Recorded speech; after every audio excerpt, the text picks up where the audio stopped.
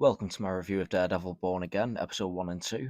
There will be spoilers, so if you haven't watched the episode yet, I would recommend going to watch those first. But if you've already seen them or just don't care about spoilers, let's get started.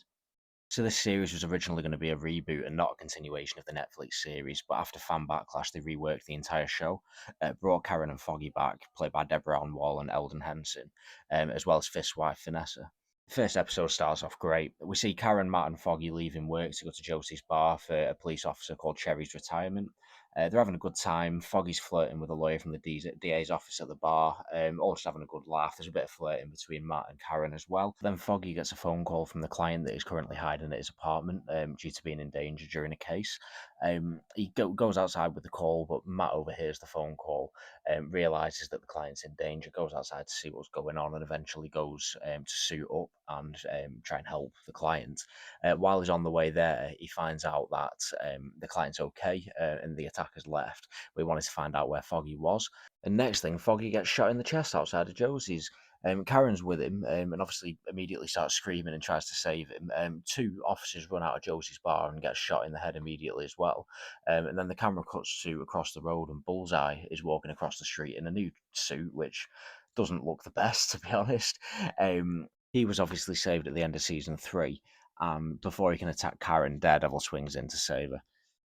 The whole fight scene between Daredevil and Bullseye was brilliant. It was brutal and bloody. It reminded me of the fight scenes in the Netflix show, and the whole sequence was interlinked with scenes of Karen trying to save Foggy, who was bleeding out outside as well, which added a whole lot of tension. Daredevil ended up with about a dozen knives stuck out of him, which I don't know how he survived that. But they ended up taking the fight up to the roof of the building they were in, and while they're up on the roof, Matt hears that Foggy's died. He goes in a rage and actually just chucks Bullseye off the roof. He lands on the floor from the top of this building, but somehow survives.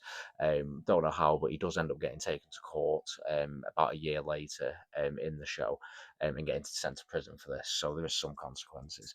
Um, Cherry goes up to the roof after he's done this to obviously find out what's going on and sees Matt without his helmet on. Obviously finds out his identity, and then Matt throws his helmet off the roof, which then leads into the title sequence, which starts with the helmet falling down from the building and then kind of cuts into it. Really cool title sequence. It is different from the Netflix show, but still awesome. Now, I'm not going to do a complete walkthrough of the entire 2 episodes, but I did want to for the scene just because of how good it was. It really captured the tone of the original Netflix series and felt a lot different to any of the other Disney Plus shows released so far. It was just a really good start to the show. The action was still bloody and brutal. The character work was still class, and there wasn't any of the typical Marvel humour like in most of the Disney Plus shows so far, thank God. After the title sequence, there's a 1 year time jump. Matt's now moved out of Hell's Kitchen and has a new apartment. He's now in partnership with the lawyer that Foggy was flirting with at the bar earlier. She's kind of the Karen replacement, as Karen was barely in this episode or the second episode either. She briefly appears in court when Bullseye's being put away, but then after that, she's not really seen again for these 2 episodes. It seems like the lawyer character was kind of meant to replace her in the show, really, before they rewrote it. So this lawyer sets Matt up on a date with one of her friends, neither of which know it's a date, but they end up hitting it off and going out a couple of times. She's a therapist, and at the end of the second episode, we actually find out that Fisk's hired her for couples counselling. Yep, Wilson and Vanessa are having marriage problems. This is probably the only thing I take issue with in these first couple episodes. We'll see how it plays out, but it just kind of feels like this was used as a way to explain her absence in shows like Hawkeye and Echo when Kingpin appeared. Considering how in love they were throughout the Netflix series and what they do for each other, I find it hard to believe that after he spends a couple of years away, she won't love him anymore and has found a new guy. Speaking of Fisk, he's running for mayor of New York and wins. He's basically running on a campaign promise of getting stuff done and taking no shit. And although people's opinion of him is quite divided in the city, he still wins and is elected mayor. Remind you of anyone? He also wants to get rid of vigilantism in the city, even referencing Daredevil, Punisher, and Spider Man in one of his speeches just after being elected.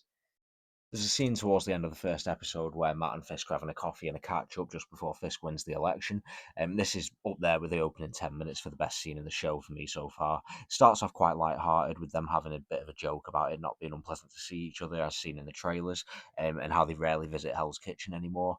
Fisk tells Matt he has nothing to do with Bullseye killing Foggy a year ago, and then the conversation turns into a series of threats. Matt warns Fisk that if he's gaming the system and steps out of line, he will be there to stop him. And Fisk counters back, saying that if Matt goes back to being Daredevil, there will be consequences, and that he isn't going to tolerate vigilantism in the city. It was a brilliant scene, to be honest. There was good cinematography and great dialogue between the two characters who were both trying to give up a part of themselves, which again gave Netflix series vibes. Matt hasn't suited up since Foggy died, a familiar story beat from the original show and a decision he's gone back and forth on a lot over the years. And Fisk is obviously trying to at least appear good to the public, but hasn't fully changed as he ends up blackmailing the police chief not to quit and take 30% of the police force with him. Something which the police chief accepts in the end, but does make clear that he won't make it easy for him. See, although Fisk's been elected, a lot of the officials don't like him, and there's some like the police chief who know his past, so he's going to have to try and find a way to work around that. Another thing about Fisk, he was shot in the face at the end of Hawkeye by Echo and appears to be injured quite a lot when he appears in Echo, obviously with a bandage over his eye. But aside from a barely noticeable scar on the side of his face, there's no sign of it in this series. There must be some doctors he has. And we know for a fact that this series takes place after both of those because he's only just returned to the public limelight since that incident in the show. And it's also made a joke of during the coffee scene when both Matt and Fisk laugh it off. At the start of episode 2, we see a new character, Hector Ayala, otherwise known as White Tiger, as he's on his way home and he sees a couple of guys beating up an unarmed man in a train station. So he intervenes without his suit, and while fighting, one of the guys trips and falls into an oncoming train. Now that's bad timing. The dead attacker's friend pulls out a gun and a badge on Hector. It turns out they were cops. I'm assuming crooked cops, seeing as they were giving the guy a beat down. But Hector gets taken in, and Matt basically stumbles across him while visiting another client in the station and decides to represent him free of charge after speaking to him and realizing that he's innocent and not a cop killer.